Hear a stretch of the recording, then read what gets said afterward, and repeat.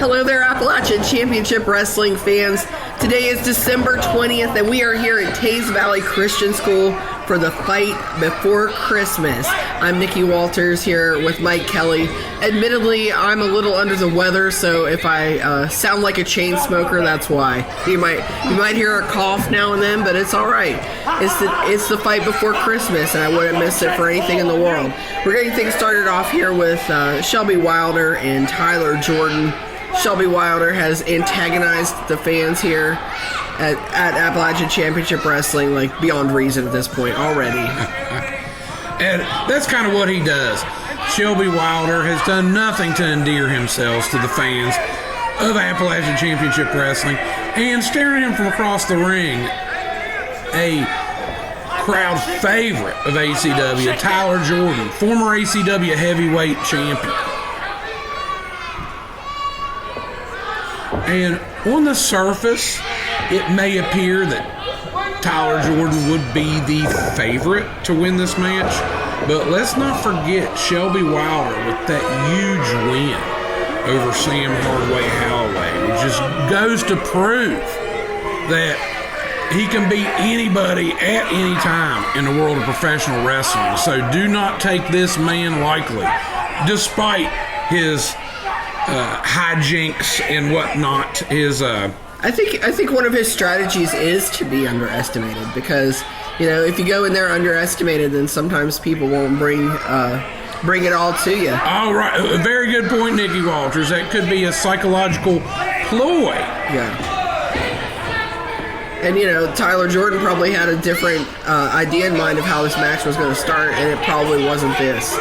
Well, in this stalling, it brings to mind of Larry Zbyszko from back in the day. I remember he would do certain things very similar as far as like stalling, getting his opponent frustrated. And you get your opponent frustrated, it may give you that opening to get in there and steal that win.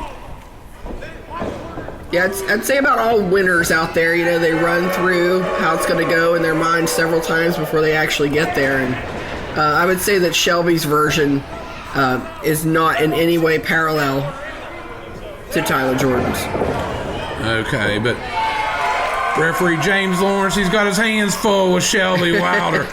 Tyler Jordan would usually plays by the rules, Shelby Wylder not. And as you look in the corner there, Nikki, you are a horse person. You have a certain someone. Peaches is here. Peaches brought out of the stable. And Peaches, kind of a little gimmicky maybe, but I have seen Peaches used as a weapon. But I've seen Peaches used as a weapon against Shelby Wylder's opponents, but I've also seen Peaches used as a weapon against Shelby Wylder. Case in point. He's just making her buck. She's a bucking bronc. She's no longer broke to ride. She's a bucking bronc. And we were at the rodeo. Oh, Peaches just went flying as Tyler Jordan hitting that home run over center field. Oh, Shelby Wylder. Much to the delight of the ACW faithful. And now Tyler chasing Shelby around the ring. And Shelby looking for that leg drop, but Tyler Jordan very alertly rolling out of the way.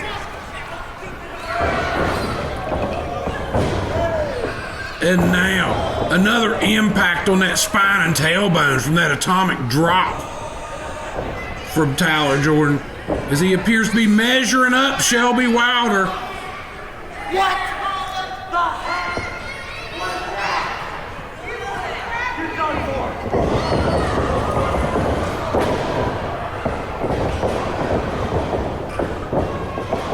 Look at the athleticism on display. That's what Tyler Jordan, just a blue chip prospect as he catches Shelby with that drop kick. Now setting him up for a suplex. He's got him hyping there. And he's holding them up. And when you hold them up like that, all the blood rushes to their head to make the impact even more lethal as James Lawrence. Counting to 2, Shelby Wylder kicking out.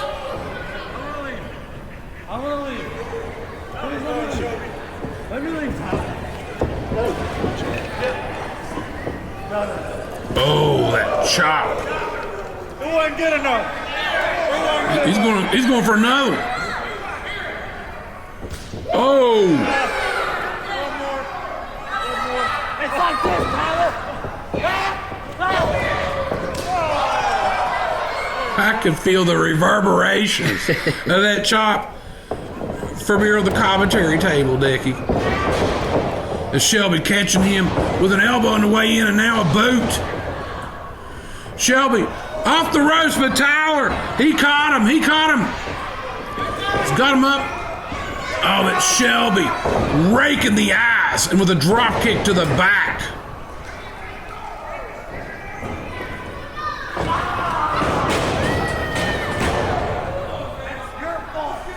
And then with another mouthful for the ACW fans. He's already told those kids they're on the naughty list just for not liking him, so. Well, I'd say that Santa Claus, I don't know if he is a fan of Appalachian Championship Wrestling, but if he was, he'd be rooting for Tyler Jordan in this match. And as far as Christmas presents for Shelby, lump of coal at best. If he even gets that.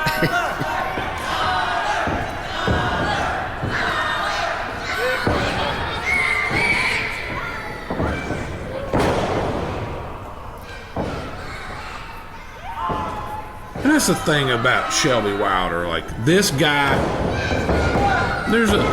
with all the craziness, the stuff with Peaches, don't let it hide the fact that he is one heck of an athlete and extremely dangerous in that ring. He seems to always have a plan no matter what happens. He's able to pick himself up, dust himself off, and get back to it. Yeah, as he catches Tyler Jordan that clothesline, and Tyler's rocked right now. Shelby coming off the ropes with that DDT. Tyler Jordan kicking at it too, but that was pretty close.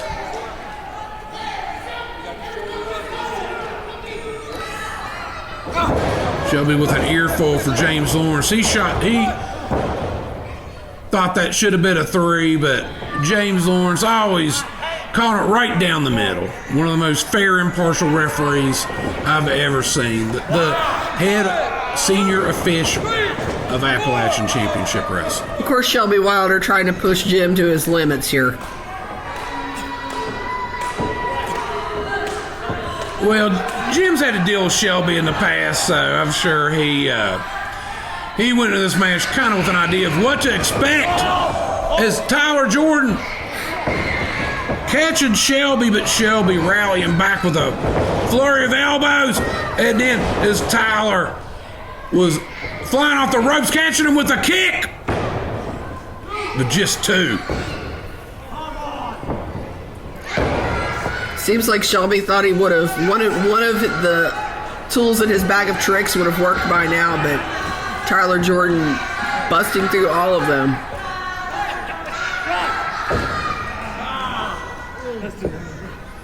Come on, Tyler.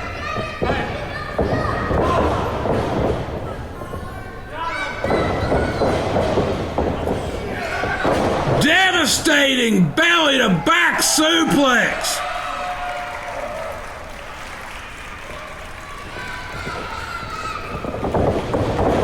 Followed by a clothesline and another clothesline for good measure.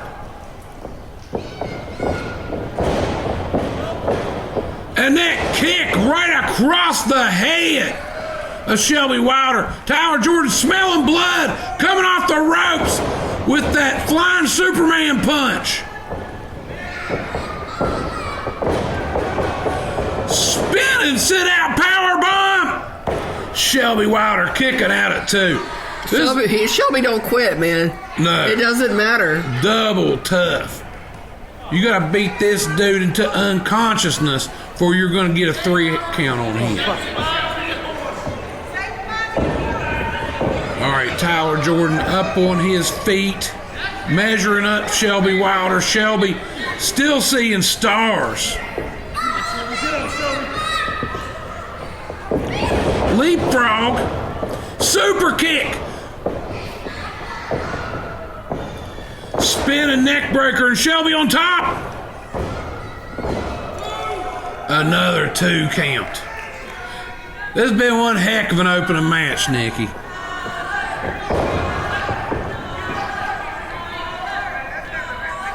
And now, Shelby Wylder climbing up the ropes, looking to put away the former ACW heavyweight champion. But Tyler Jordan rolls out of the way. No water in the pool. Quick pin attempt. Spear! Tyler Jordan catching Shelby Wylder with that spear. And another sit-out powerbomb. Your winner, Tyler Jordan, in the opening bout at the Fight Before Christmas.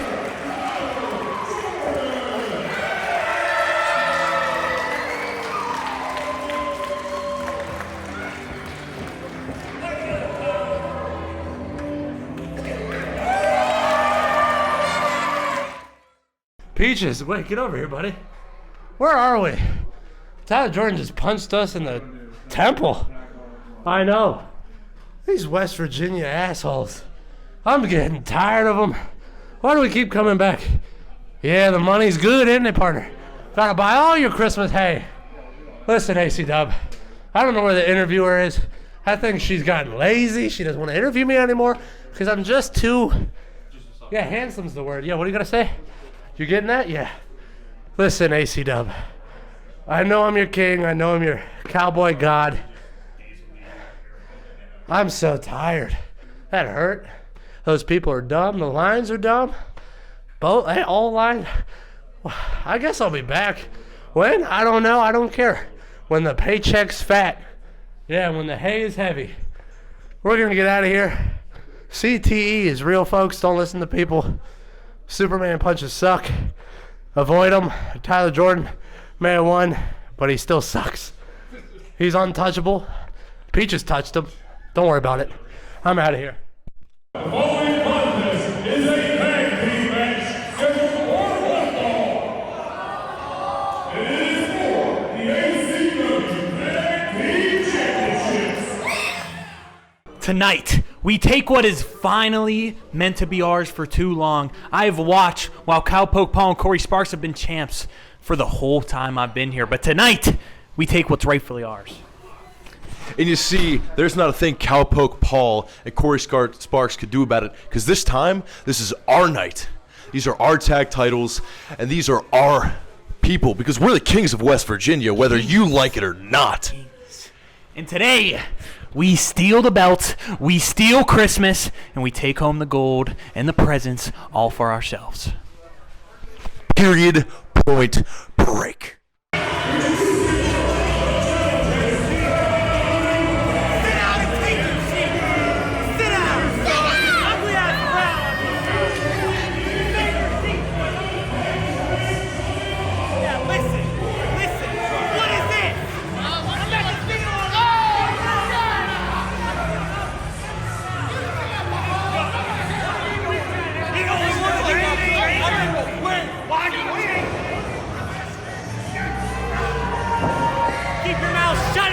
You keep it shut.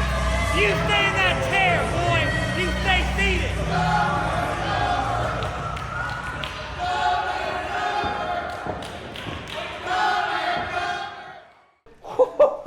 ACW, I'm getting all oiled up. I'm getting ready, and that's because Johnny Mahalo, I know you stole my cowboy hat, but that's the only thing you're stealing in West Virginia tonight, because Suplex Country, Corey Sparks, myself, we've had him for a year, and tonight that ain't gonna change. We're walking out the same way we walked in, the ACW Tag Team Champions.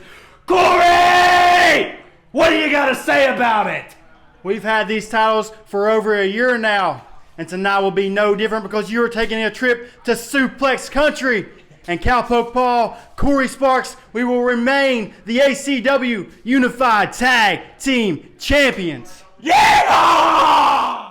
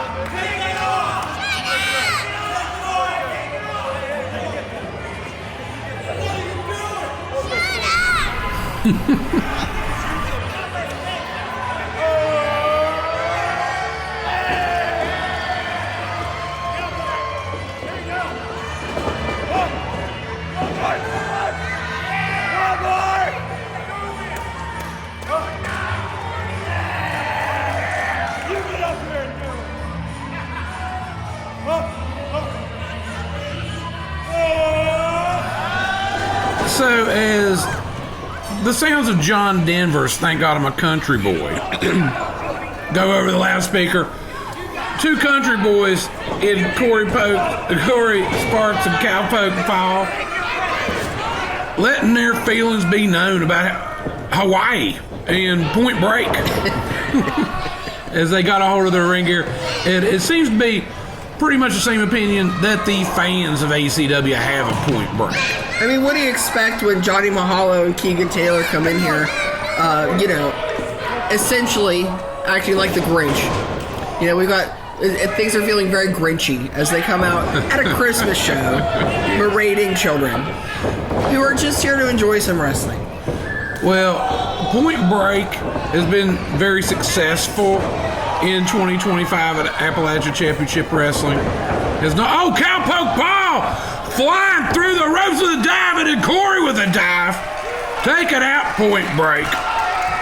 But as I was saying, Point Break has been very successful, but has done nothing to, in the fans' eyes, to give them anything to cheer for, because they constantly, every time they come to the ring, just antagonize and talk trash to the good fans of Appalachian Championship Wrestling. So, in this match, the Unified Tag Team belts are on the line. The ACW and Bluegrass Tag Team titles on the line here in this match at the Fight Before Christmas. And, you have to wonder what is going through Corey and Cowpoke Paul's mind coming into this. I'm sure they have a lot of confidence since they've had these belts since December 13th, 2024. So it seems like they've had a really good track record so far. And, I don't know, but Point Break definitely hoping to end that reign today. Yes, December 13th, 2024, Cowpoke Paul and Corey Sparks unified the ACW and the Bluegrass tag titles in Oak Hill, West Virginia, and have successfully defended those belts all over the Appalachian region in our home base of West Virginia, but then they have also successfully defended those belts in Ohio and Kentucky this year. And with that kind of run and holding these things over a year at this point, hats off to Corey and Cowpoke. And they have squared off against Point Break in the past, but as Point Break has continued to notch up wins, they're giving them another shot here, Nikki. And Point Break looking to do whatever, by hook or by crook. And you never want to be complacent, even though you've got a really good track record. You never want to get complacent and think it can't happen. Johnny Mahalo working over Cowpoke Paul. Now behind him, that rear chin lock, kind of a camel clutch variation there. Not getting all of it, as Cowpoke able to wiggle loose, and now breaking the hold. Then Johnny Mahalo with a knee to the gut of Cowpoke.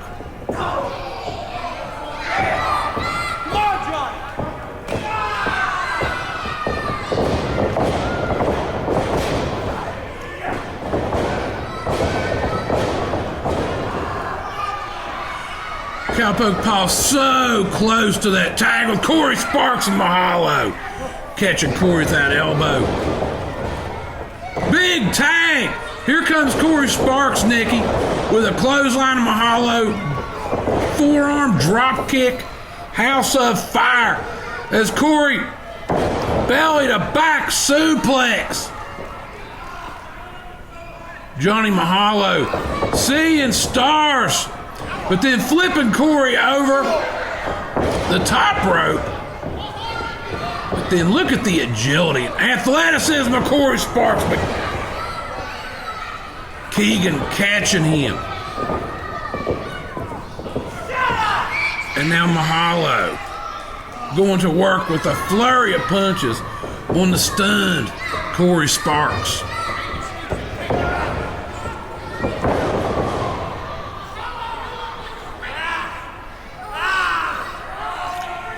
Oh, and now, with that pressure working over the back of Corey, and Cowpoke, he's back on the apron, looking for that tag. Suplex Country. They've held those tag belts for over a year. I mean, they're probably looking at defending them, keeping them around their waist for 2 years. And there's, no reason to think that they couldn't, because these two are a great team together. They were a matchup that we never knew that we needed, but that we discovered was absolute magic in the ring. Corey Sparks, of course, an up-and-comer whose talent can't be denied at all here in West Virginia and beyond.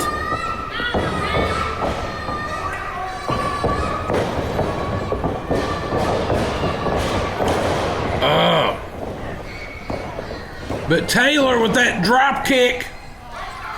And this young man, Taylor's going places. Mahalo's going places. They're part of one of the best wrestling schools in the country, International Wrestling Cartel in Pittsburgh. And studying under the learning tree of some of the best trainers in the country there. And there is no denying their athleticism. There is no denying that they have, albeit a negative one, a connection with the fans. Right.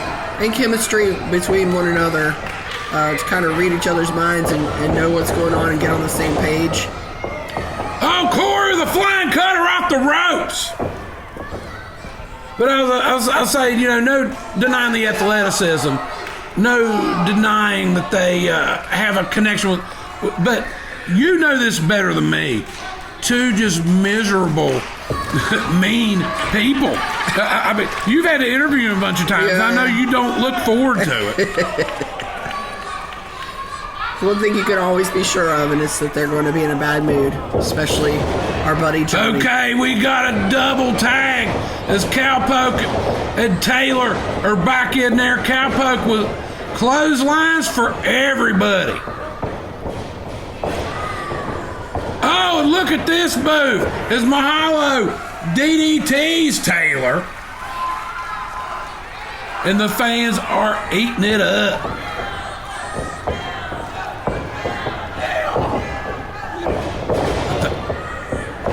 Oh, and that's what makes Point Break so dangerous.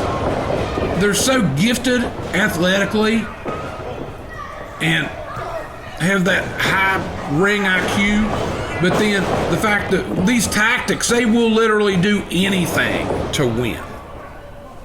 Corey and Cowpoke have been very successful, but they try to keep it in the rule book. No such constraints for Point Break. I mean, Point Break has proven they're here to stay, and I think that they would really like to have this opportunity to level up and really become contenders here at Appalachian Championship Wrestling, because they've shown their dedication to rising to the top in 2025. Oh, referee McLovin just got plastered into the corner there. Is Cowpoke going for that pin? But there's nobody to count it right now, Nikki. It's referee McLovin. Can we get another official out here? What?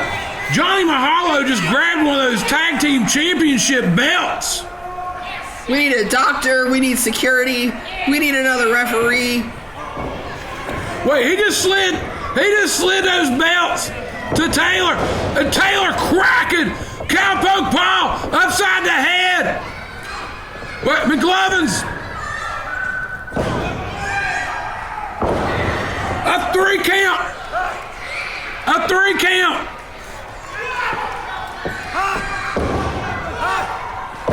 Okay. All right, Cowpoke kicking out at 2 3/4. I thought that was it, Nikki. As Taylor tagging Mahalo in.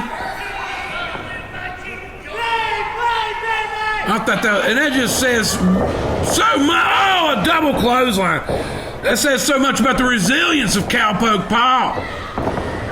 As you got Mahalo with his feet on the ropes. Wait a minute. We got new unified tag team champions.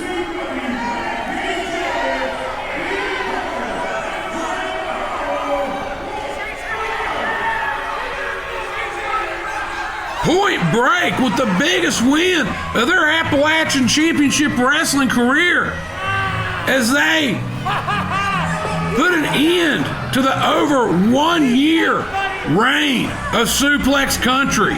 I think this entire room is in shock. Wow. And they're going to hit the bricks with those belts. They got what they wanted. What a... I'm just shocked. I'm speechless, Nikki. You and everyone else here. New unified tag team champions, Point Break.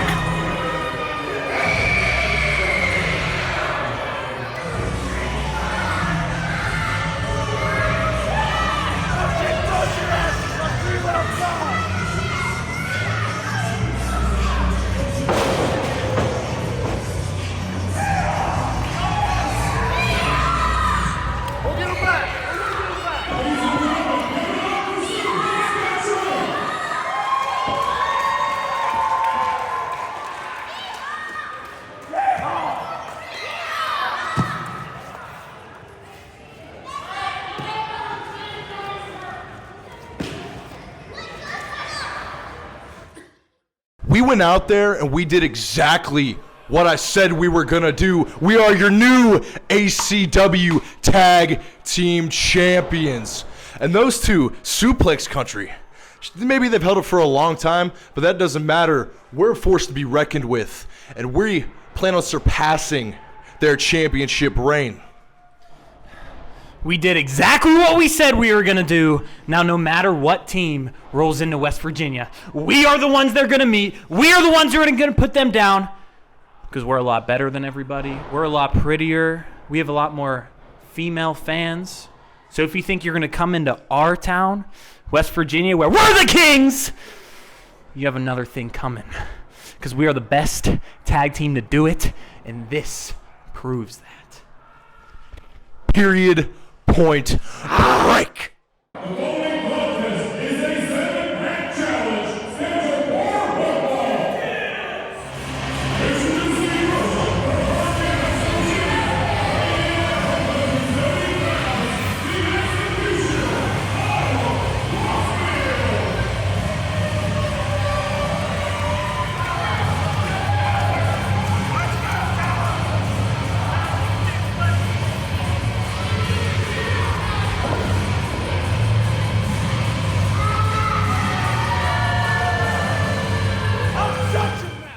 Pat Angel back again in ACW. It's been a long time coming, and I'm excited to be back. Finish the year off with a bang. You see, one thing's for sure. Wherever I go, the Angel Army is always with me.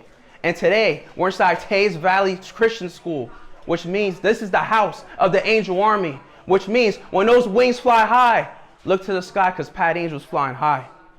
No matter what happens out there, I'm going to make sure I come out on top, and I'm going to win for my Angel Army.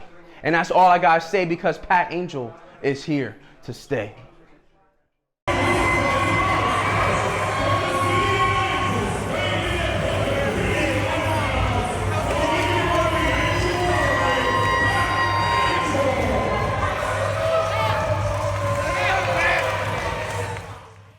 Season's beatings from the man they call J. Bev. And I've arrived tonight, December 20th in West Virginia for ACW for the very reason for the 7-pack challenge for the best time of the year, for the worst people around the nation.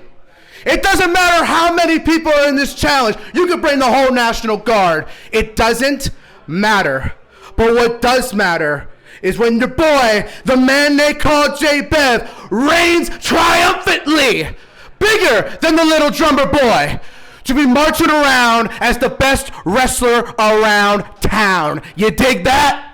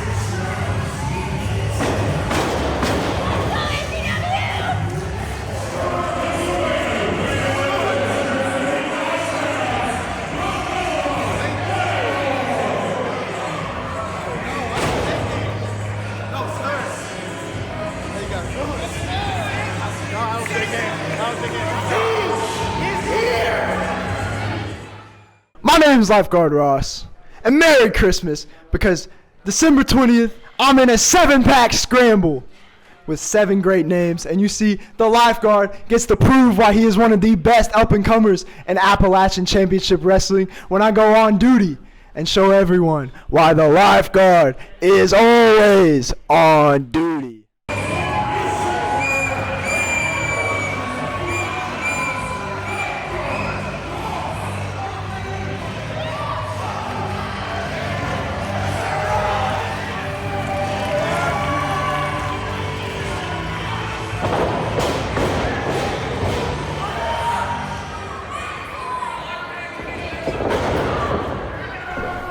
All right, Nikki, we got us a 7-pack scramble challenge on this one. A lot of times we'll do the 6-pack challenge, but this big old Christmas show, we got 7 competitors. I mean, you might need 7 in your pack headed into Christmas. The family's in town, lots of people around. Might need a distraction. So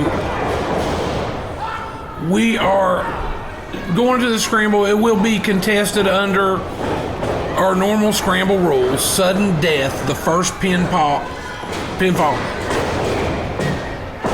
decides the winner.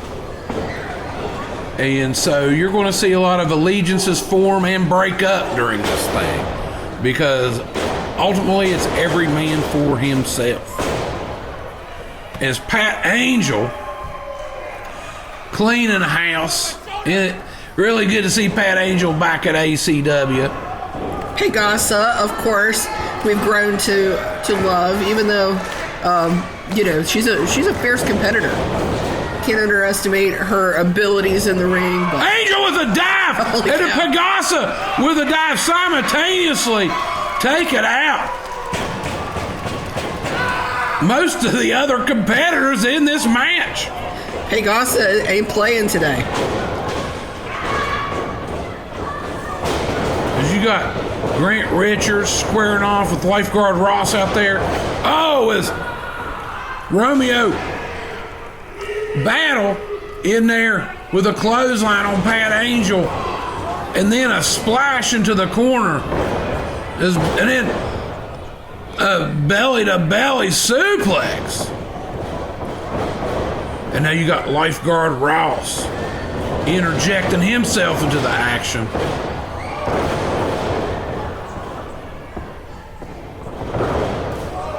Oh, with a big flying knee strike. And Battle, he's stunned.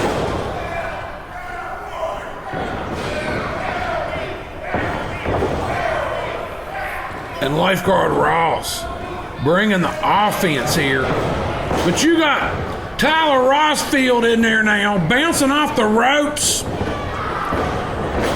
Just with a flurry of offense, taking out Lifeguard Ross. But here's the deal in these scrambles, you better not turn your back for 1 minute as Pegasa off the ropes. And a big drop kick to the back of Tyler Rosfield. But J-Bev with a neck breaker to Pegasa. And J-Bev, very impressive when we had him a month or so back for the Winner Takes All, and good to see him back in there. He made a real good first impression on the fans and obviously the management of ACW.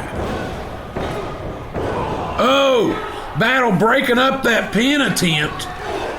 I think if he hadn't done that, this match would already be over. And now you got Pat Angel climbing up the ropes. Battle is not aware that Angel was behind him in a flying cross body. And now an elbow and a scoop slam. What's Pat got in mind here?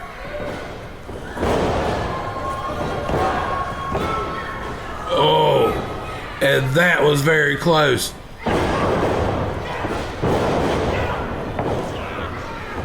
That's one of the dynamics that make these scrambles in the ACW so unpredictable, is that dynamic. You know, you're always going to have people breaking up these pins and stuff. Very different like setup than, say, if it was an elimination match. This one truly is every man for himself.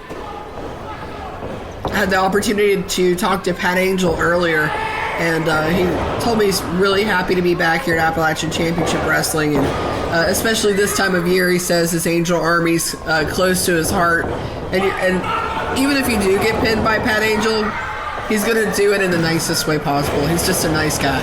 Well, I love his attitude. He's always got a smile on his face, very respectful. His Battle going up top. And Pat Angel, quite the sportsman. Yeah.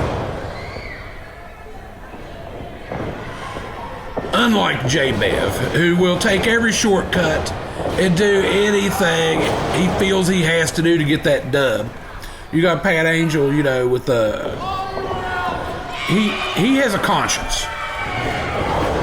Unlike some of the other competitors. In the ring is Pegasa with a insane slam on J-Bev.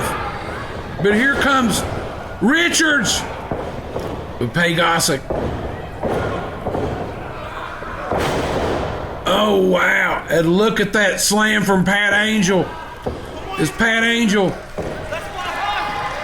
He's got Grant Richards down and out, seeing stars. And Pat, he's going up top, Nikki. Pat Angel going up top and just with a frog splash, hooking that leg. And the winner, Pat Angel, ladies and gentlemen.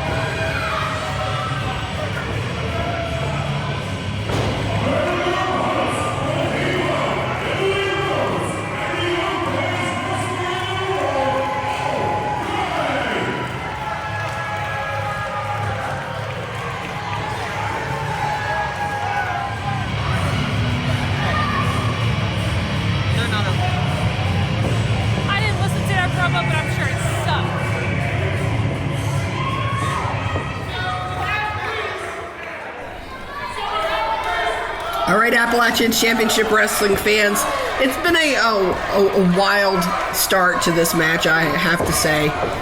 All kinds of fun personalities brought to the table. We've got OK and Emily Rose versus Reese and Paul Bryant. And one thing is for sure, regardless of the outcome here, this is going to be entertaining, to say the least. The gym class hero, Paul Bryant, making his return to ACW, teaming with Reese Ramone. And although on the surface this may appear to be a random pairing, they have very similar attitudes and philosophies on wrestling, I guess. And then in their corner, Avery Austin, who is... Okay, I know she's been studying under the learning tree of Shane Storm, and I've heard good things about Avery, but then my dealings with her, she's been pretty much, a spoiled, entitled brat. Okay, well, let's put it that way. But I believe that is the influence of a Shane Storm on her. Right. One bad apple can spoil the whole bunch, right? And then, so, I could see Reese Ramone and Avery Austin being on the same page because they share similar attitudes on wrestling.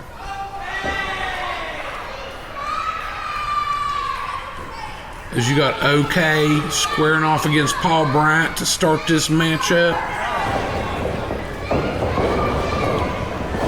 And as we near the end of 2025 and we look back on it,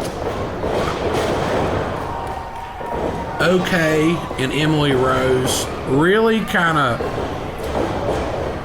made a name for themselves in ACW in 2025. You look a year ago, if you'd have told me that these two competitors would have went this far, I'd be happy for them, but I'm somewhat surprised at the speed of the progress. But both OK and Emily Rose taking bookings not just in ACW but all around the region, and that has really sped up their development. There's nothing that's going to help the development of a rookie or someone at the beginning of their career than just to get out there. Get the reps in. Make the towns. Perform in front of different crowds. And share the ring with different competitors. Because there's something to be learned from every single person that you step in the ring with. And now you got Emily and Reese squaring off. And these are both competitors that have seen ring time in action in AEW. Emily, that we talked about before, with that big opportunity against the Megasis, Megan Bain, and Emily Rose, what was that, a couple months ago, making her debut for AEW at the Huntington Civic Center. And I see a lot of big things in the future for both these competitors, but as we've talked about before, Reese's attitude, maybe not, as she goes some jumping jacks. Yeah. My goodness. I think her tag partner there is kind of coaching her through. That's what he does. Well, yeah, as we talk about the influence of Shane Storm on Avery Austin, I think we're seeing the influence of maybe the gym class hero Paul Bryant on Reese Ramone. Yeah, that's what you got to do. You got to work it out. You got to shake it out. Oh, Emily with that brute strength, hoisting up Reese, but Reese raking the eyes. And now Emily off the ropes, but Avery Austin tripping Emily up. The referee missed that.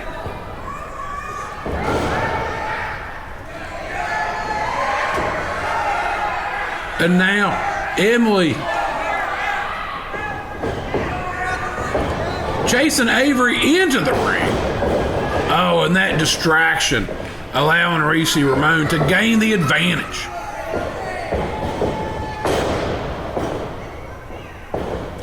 slams Emily down hard to the mat, but Emily kicking out at 1.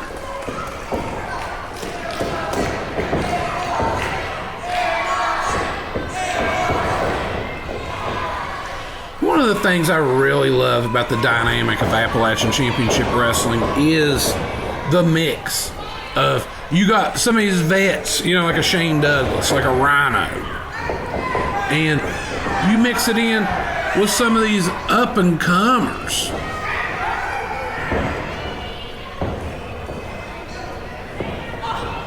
And you put it in a pot, cook it all together, and you know, you come up with just a wonderful mix of flavors to present to the fans. I think things just went a little sour right there as Paul Bryant got something over there on Emily Rose while the ref wasn't looking. Well, shouldn't be surprised, but yeah, I was gonna say, don't put nothing past that guy. It's Paul Bryant with a tag, but I think that Reese wasn't really expecting that. She was like going, and then I'd say that these two competitors maybe not on the same page, and that working to the advantage of the crowd favorites, okay, and Emily. Okay, swinging neck breaker on Paul Bryant. Paul Bryant, that caught him just right. He's hurting. But Bryant, over by the ropes, used the rope break to break up that tag. And then Paul Bryant with an eye rake to okay, scooping him up, slamming him hard to the mat. And now flexing for the fans. I'm not sure that that's something they want. Oh, that's obviously something they do not. Do you remember this? I do not want this. Yes, do you remember yes. Same. No, Paul Bryant going to work on okay. And then as the referee's distracted, you got Avery Austin in there using some Christmas wrapping paper to choke out okay. And Paul Bryant adding some offense in the corner for good measure.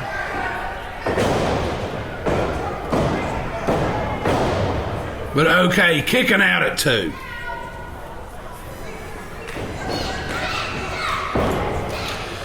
And what a way to finish up 2025. Here at the Teays Valley Christian School fundraiser for the Teays Valley Christian School athletic program.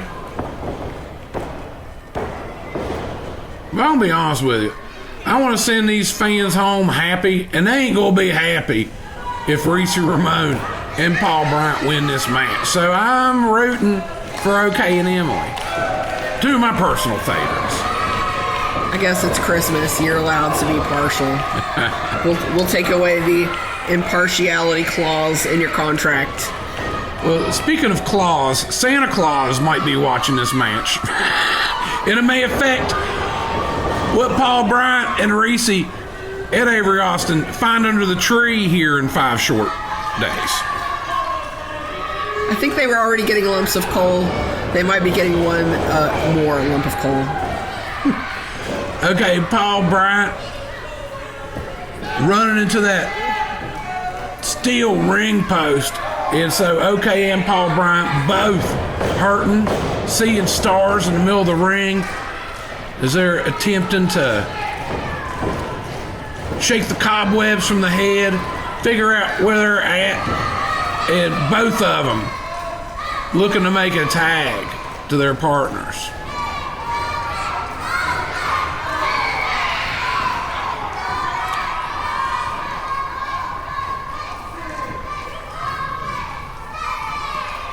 Okay, creeping over there, getting that tag to Emily, but here comes Reese Ramone.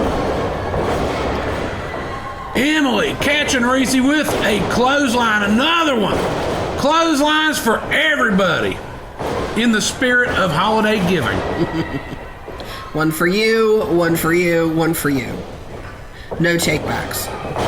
Swinging neck breaker from Emily. Going for that pin. Reese kicking out at 2.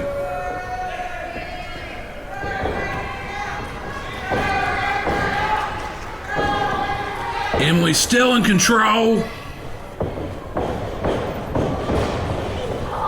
Forearm. And now slamming Reese's head down to the mat. But look, Avery Austin with an assist. Setting Reese's leg on the ropes for that rope break. And now, and these two have had issues in the past. As Emily getting in the face of Avery Austin. Avery continuing to run that mouth, and here comes Reese. She's got her baton. She's got her baton. Okay, but that didn't quite work out the way she was hoping it would. Okay. Taking Paul Bryant. Knocking him. And now a choke slam from OK. And a sit-out powerbomb from Emily. Emily going for that pin. And your winners, OK, and Emily Rose.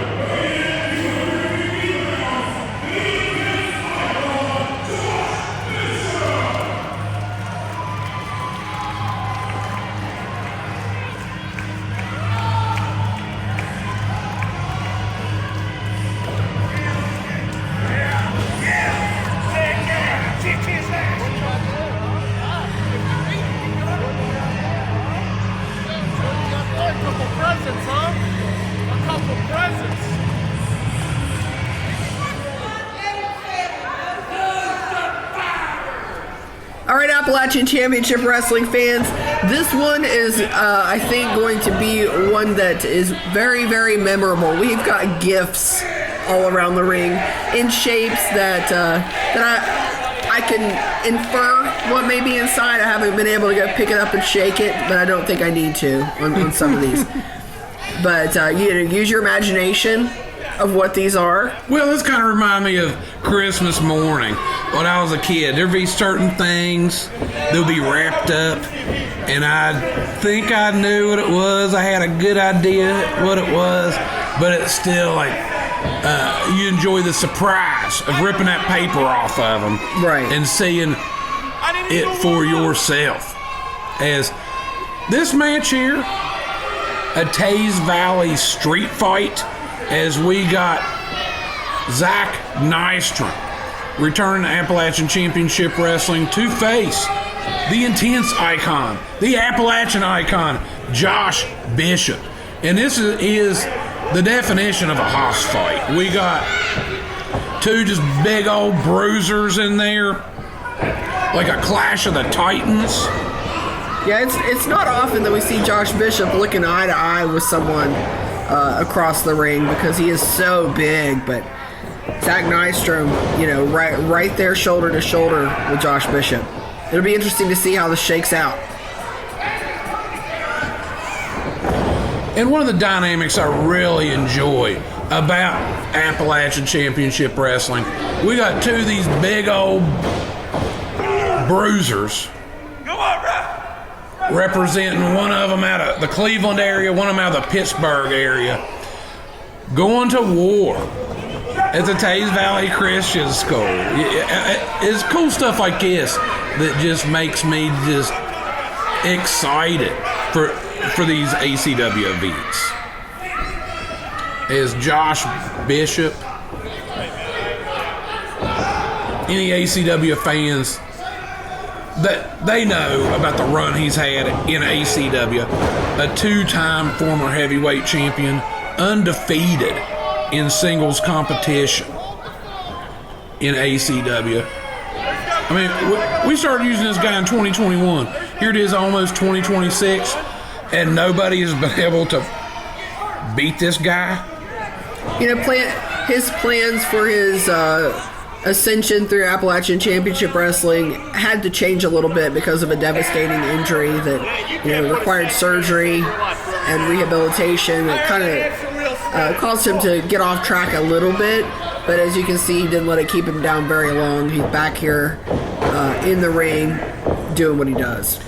And Josh, he got that one-on-one rematch against current champion Canaan Christopher, who ascended the ranks and claimed the heavyweight title gold during the time of Bishop's injury. And at the Putnam County Fair in July this year, Bishop got his one-on-one rematch for the belt, but it was ruined by the rest of the new franchise players, Nick Hamrick and Gorgeous Gregory and all those goons that run with him, coming in, getting Canaan disqualified intentionally, in my opinion. And as we know, titles cannot change hands on a DQ or count in Appalachian Championship Wrestling, which allowed Canaan Christopher to escape that match with the gold still around his waist. And Josh Bishop looking to take all comers, but his eyes still on the prize as he looks at the big picture. The end game is he's looking to reclaim that ACW heavyweight title. But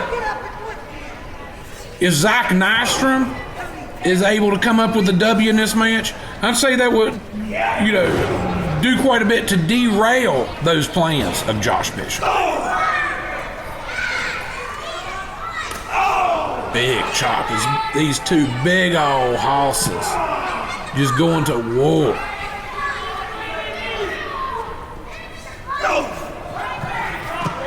And then Nystrom, that's why you want to show up early. Get the front row. Get the front row because, the action will literally land on top of you. And if that's your thing. Oh, Michelle Myers. Double chop. Vicious as Michelle Myers laying in to Nystrom. Oh. Devastating chop from that fan. And Josh Bishop taking Nystrom to the other side of the ring.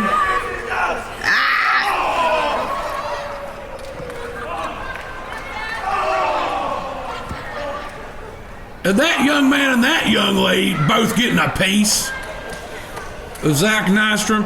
And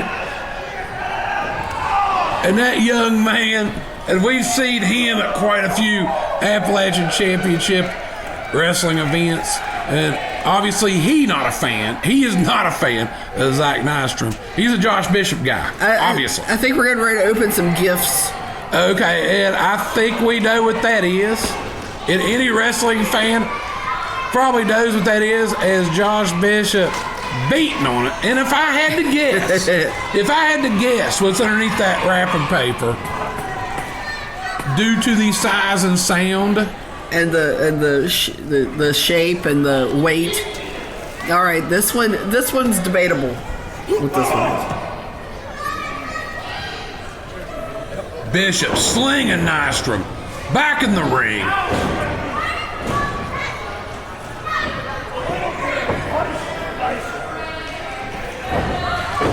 Oh, but Zach Nystrom kicking the middle rope into the crotch, the nether region. All right, what's this?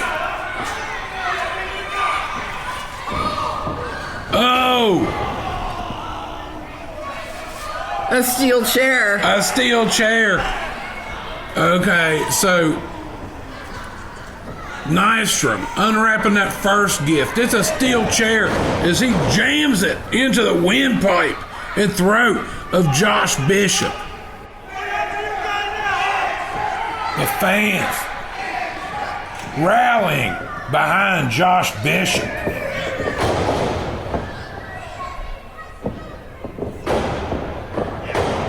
As Zach Nystrom continues to hammer down on the former ACW heavyweight champion.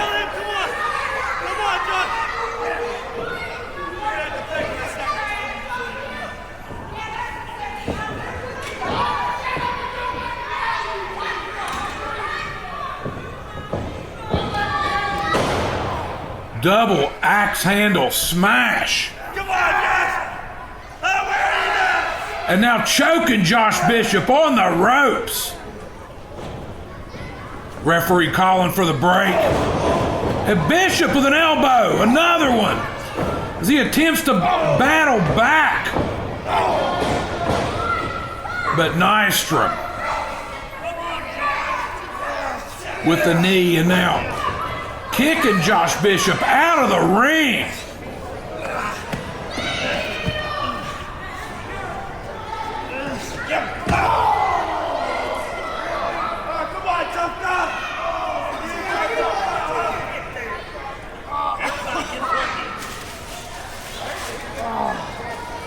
And that disrespect to the fans of Appalachian Championship Wrestling. No wonder that they boo you, Zach Nystrom. No wonder that they lined up to chop you when offered the opportunity.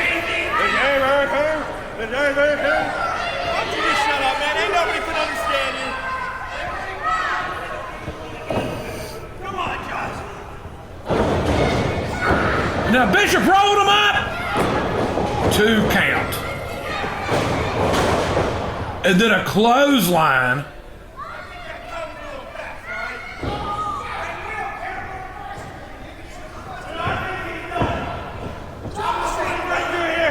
And now Nystrom picking up Bishop. What has he got in mind here? Looks like he's going for a suplex, Nikki. Looks like it. But Bishop blocking that suplex attempt.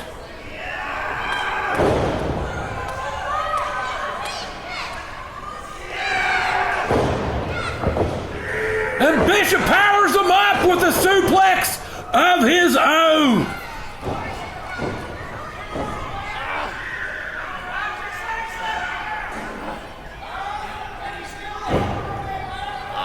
Both these competitors now, they're both rocked. This has been an absolute war. And both of the fighters feeling the effects. As Bishop, the first to his feet, and he's sizing up Nystrom. And with a block, and another one, Bishop getting the upper hand, whipping Nystrom into the ropes. Big boot. As Zach Nystrom goes flying. Now off the ropes, splash clothesline into the corner. And now a black hole slam. He just nailed that black hole slam. And Nystrom kicks out at 2 from that black hole slam. I've seen that put many a competitor away. Which speaks to the resolve and the toughness of Zach Nystrom. And now Bishop, he's setting that other gift up into the corner. And Nikki, I think I might have a sneaking suspicion what this one is as well.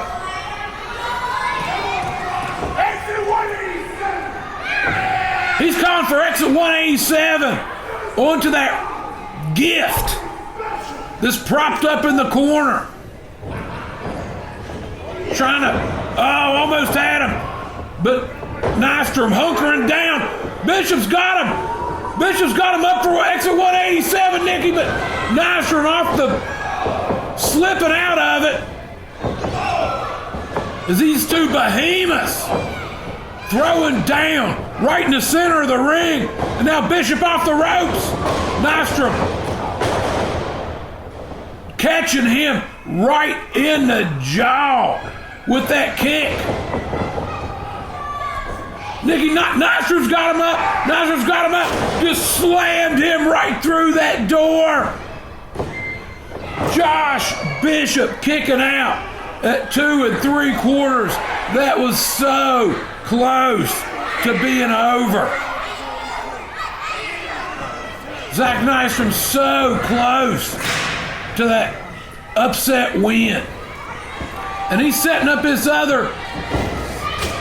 It's wrapped up, but I think we know what that is.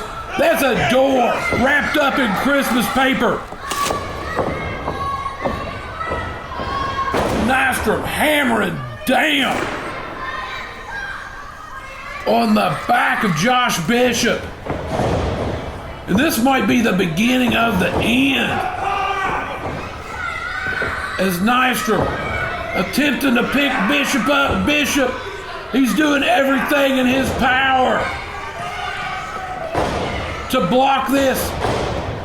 And a big headbutt. He caught him with that headbutt right in the face.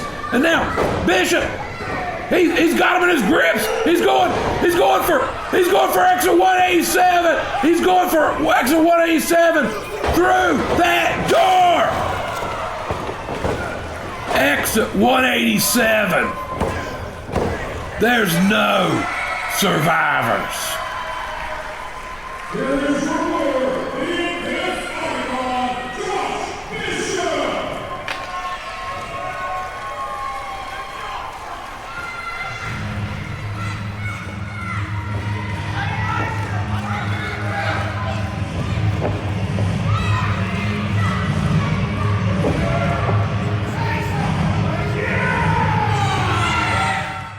ACW, tonight at the fight before Christmas, the Intense Icon took Nystrom down exit 187. And now come January 4th at the ACW Rumble, it doesn't matter if it's 1, 2, 3, 4, 5, 6, 7, or 8,000 people in the ring across from me. I'm going to take each and every one of them up down exit 187, and I'm going to get myself the #1 contendership back for the heavyweight title.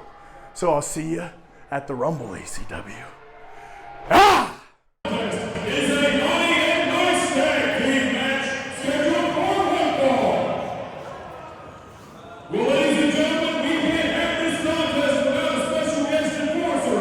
So, ladies and gentlemen, your special guest enforcers for the evening, Teays Valley Christian School Administrator, Coach Johnny Sowers.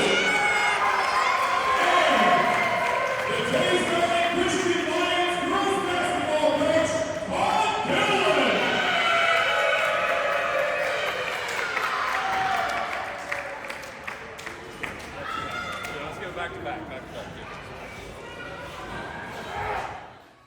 Hey, my name is A. Dick Vickers, and I'm here with the franchise players, and we're in Teays Valley to see who's naughty or nice.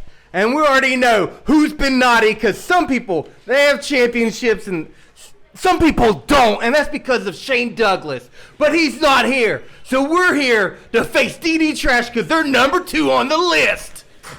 Let me tell you something. Yeah, see, some people do have championships, and some people have held these championships for over a year, and I don't plan on losing them anytime soon. I actually continue to be the most dominant heavyweight champion that's ever walked through the doors of ACW. Ain't that right, Nick? Yeah. He knows damn well that I am the biggest, I am the baddest, and I am the best.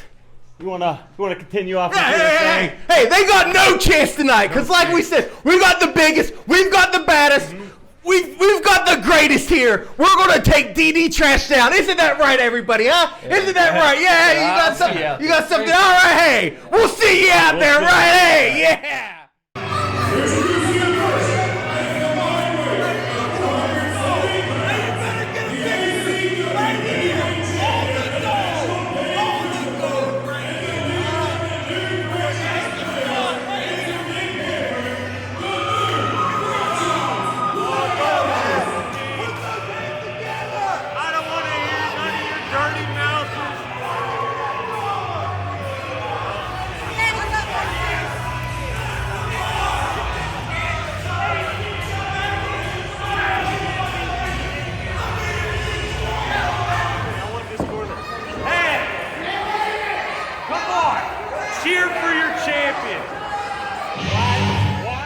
Brucey Jack. Ronnie! Tonight, it is the naughty or nice brawl. It's against 2 familiar enemies. It's Hamrick, it's Canaan. 2 guys I really like hitting in the face. I don't know if this is gonna air before or after Christmas, but I hope you will have, or did have, a very Merry Christmas. Brucey Jack.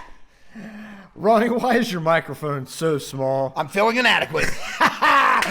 We're gonna be more than adequate tonight, so naughty or nice, I don't care because it's gonna be a brawl when we get in that ring. Hamrick, Canaan, there's a reason why DDTrash is the best import West Virginia's ever seen, YouTube's ever seen, and you. Not him, you call me. But baby! We don't just talk trash. We are DDTrash! Don't do that. No. Cut! We are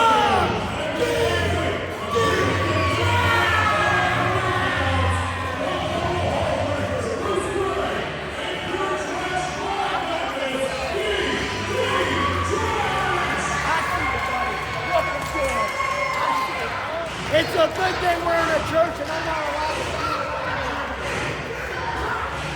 Oh, yeah! I do, I'm for it.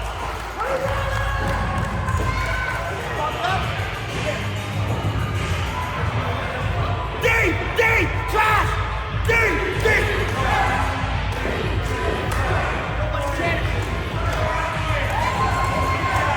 You put the kid down! No, you put the kid down! You put the kid down!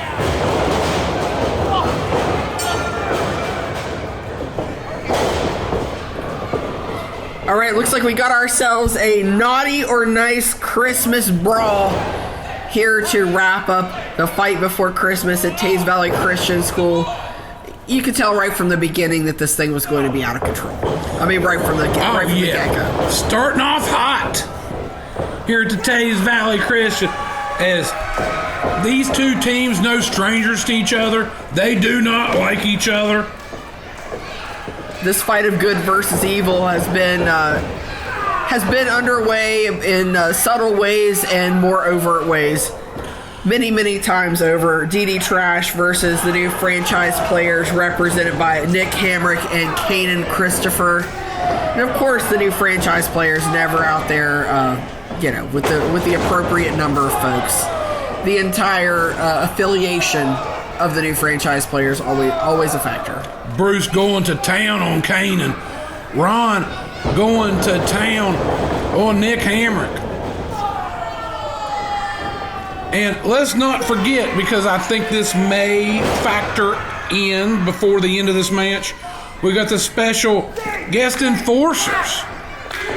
from Teays Valley Christian basketball coaches Sowards and Dillon, who are helping, keeping an eye, helping to make sure this thing don't get out of control. But it's going to get out of control anyway, as Ron Mathis going for that dive, looking to fly onto the new franchise players of Nick Hamrick and Canaan Christopher, but Bruce and Ron.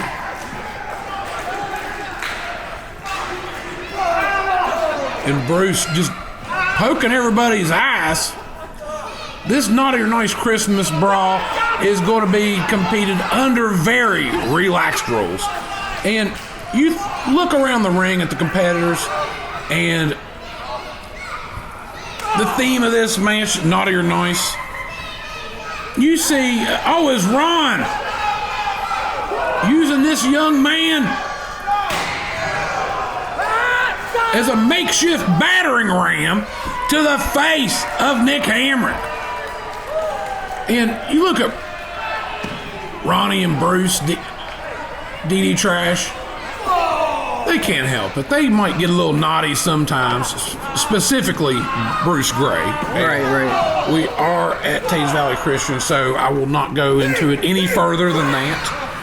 Ron, getting a little naughty right now on Nick Hamrick. He's just trying to give him a gift. He's trying to give him a gift. Ronnie in the Christmas spirit, as he unwraps that chair. Skill chair.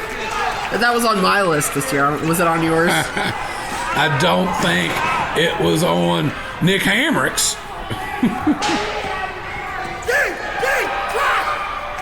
These guys just going to war. And the fans solidly behind DDTrash. As our chief videographer, Becky Hicks, getting right on the action. She got bumped into, but when you're going to get these killer shots, that's part of the deal. Our chief photographer, Joetta, was about to be a victim in that little exchange. Okay, and that gift was just opened up. It's a bag of marshmallows.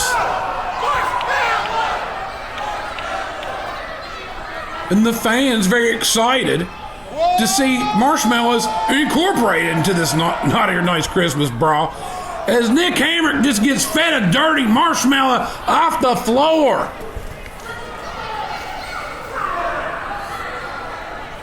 Is that a marshmallow? Much to the delight. Now kids, don't try this at home. You hear that a lot. But don't eat no dirty marshmallows off the floor just because you see your favorite wrestlers do it. They are trained professionals, okay? As Bruce taking Canaan up into the bleachers, and he's got a spinning toe hold. He's cranking on that spinning toe hold. Sometimes you see Bruce transition that spinning toe hold to a figure four, but Canaan caught Bruce right in the face with that boot. And Ronnie going to town on Mathis. Or Ronnie Mathis going to town on Nick Hamrick, but Nick Hamrick slamming Ronnie's face into that chair. We got another gift. What is it? But Bruce not selling that at all. Another eye poke. That might have been another bag of them marshmallows.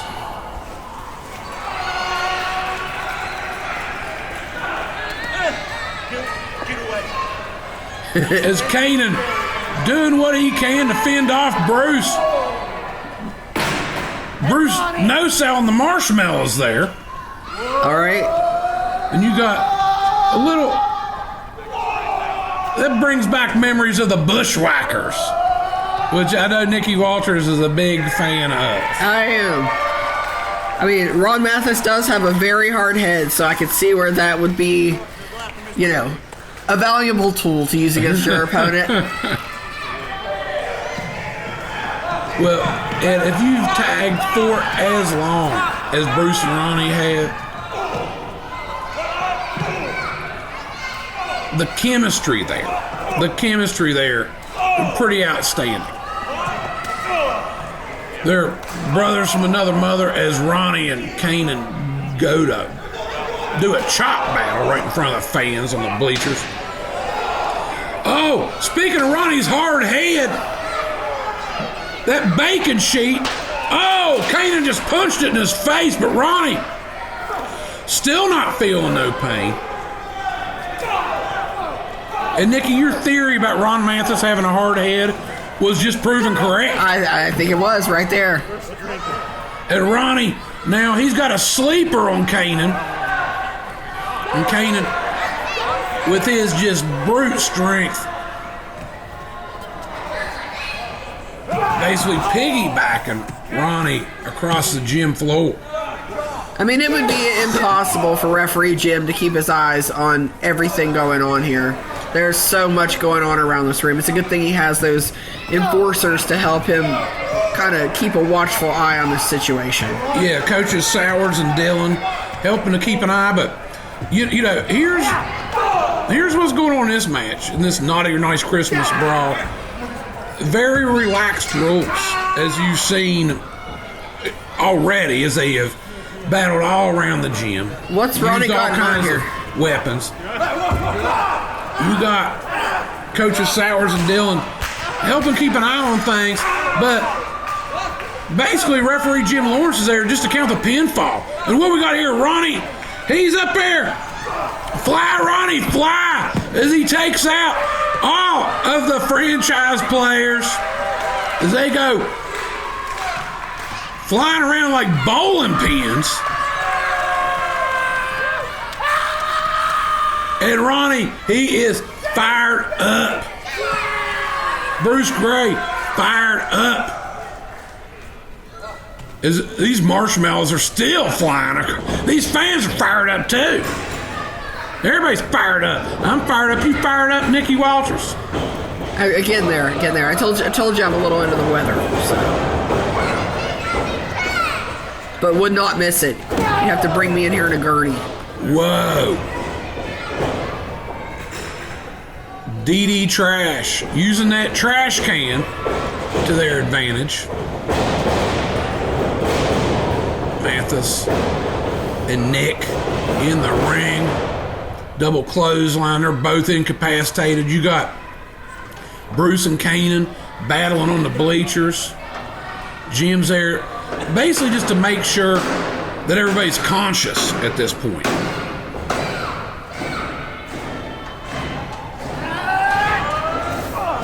Oh, Bruce going for a crossbody, but Canaan catching him and slamming his back right to those unforgiving metal bleachers.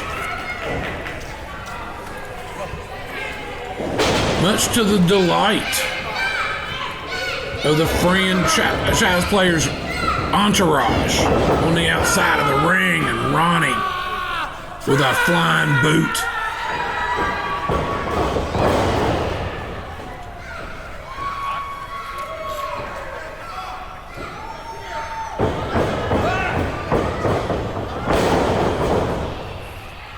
And a flying face buster from Nick. He's going for the pin on Ronnie, but Ronnie kicking out. And we've talked about Ron Mathis. You basically got to beat this guy till he's unconscious or at death's door. He ain't no give up in this guy. We've seen him. He's so tough. At times it's worked to his own detriment as he has battled past injury, past pain. There's only one thing in Ron Mathis' mind, and that's getting the W, getting the victory.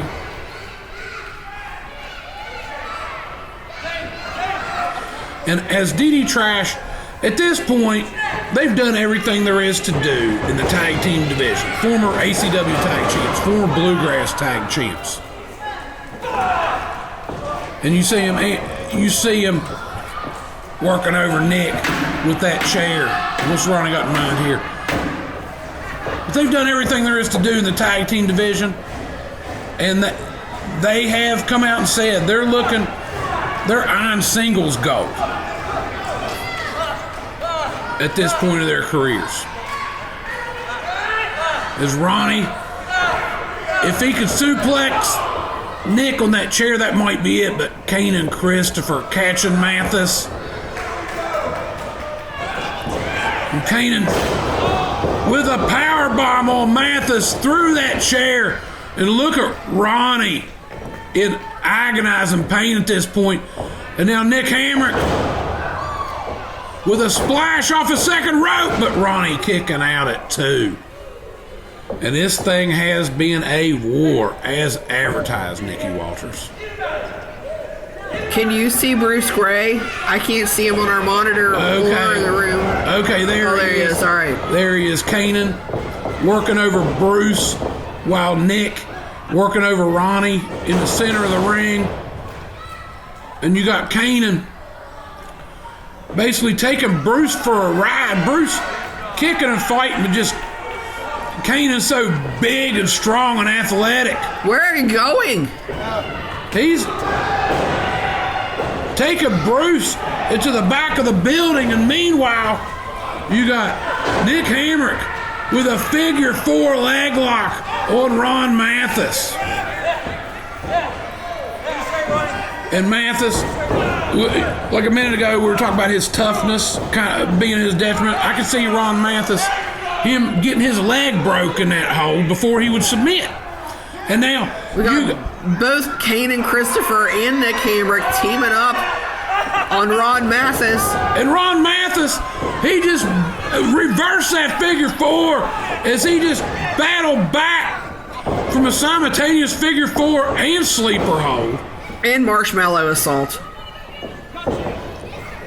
Which at this point, probably the least of his worries, but file away slam from Canaan Christopher. And Bruce not coming to Ron Mathis's aid. I'm wondering what happened with Bruce and Canaan in the back there. Much like with our referee only having, one set of eyes, our wonderful camera lady, Becky Hicks, only has one camera, and I really can't see everything that's going on here. Well, Canaan took Bruce into that back hallway. But then what? Obviously it wasn't anything good for Bruce. And now you got Ronnie in the ring having to fight not just Nick Hamrick, not just Canaan Christopher, but basically the entire new franchise players, entourage, and ensemble all by himself at this point. And I don't know what happened with Bruce, but it must be pretty bad because Bruce double tough. I don't see Riddick either. Elbow to the spine of Ron Mathis. Canaan Christopher going for that pin, but Ronnie kicking out at 1. I think that's Riddick over there in the corner by that door. I don't even want to go into the depths of the brains of the new franchise players. It's a scary place. No. I just hope that Bruce is all right.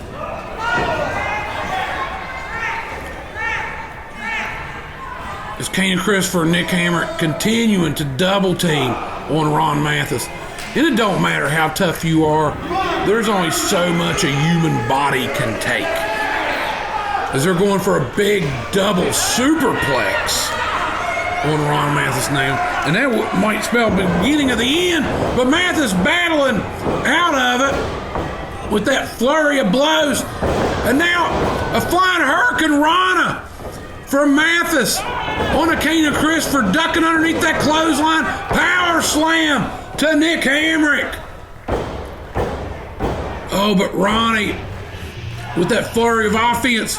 Wait, I'm hearing the music.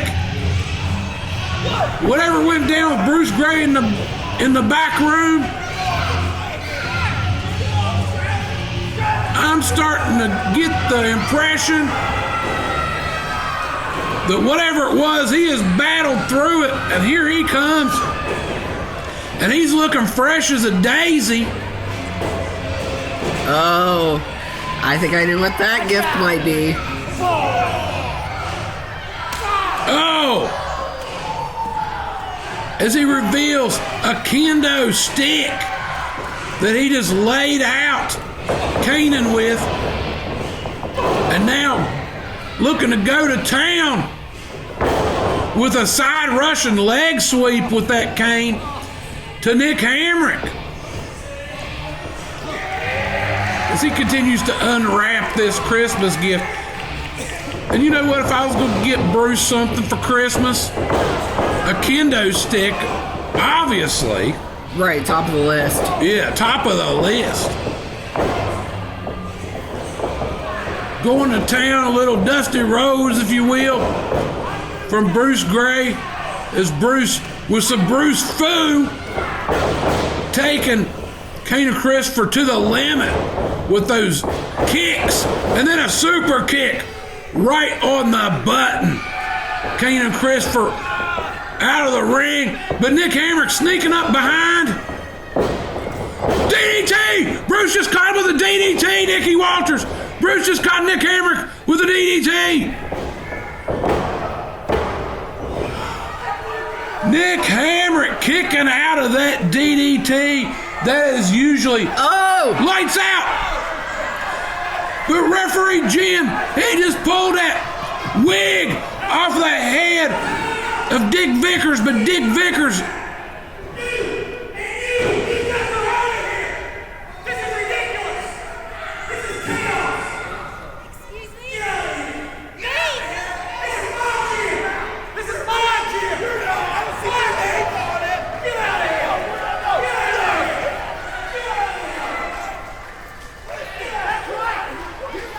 And thank goodness, Coaches Sowers and Dillon from Teays Valley Christian Athletics taking control of the situation. They're looking to eject the entourage of the new franchise players and make this thing a little more fair. Now it's 2-on-2. Now it's 2-on-2. Oh, but Canaan Christopher sneaking up behind double. DDTrash with a double.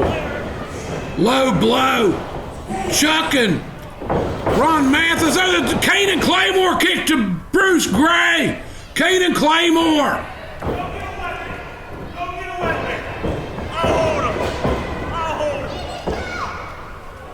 Oh no, this may be the beginning of the end.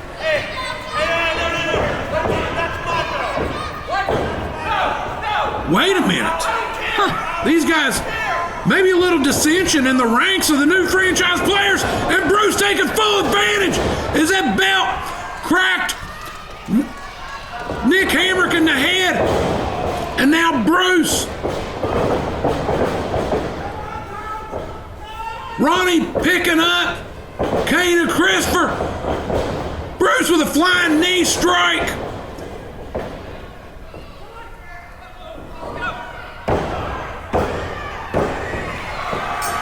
And your winners, DDTrash, as Coach Dillon makes the 3 count.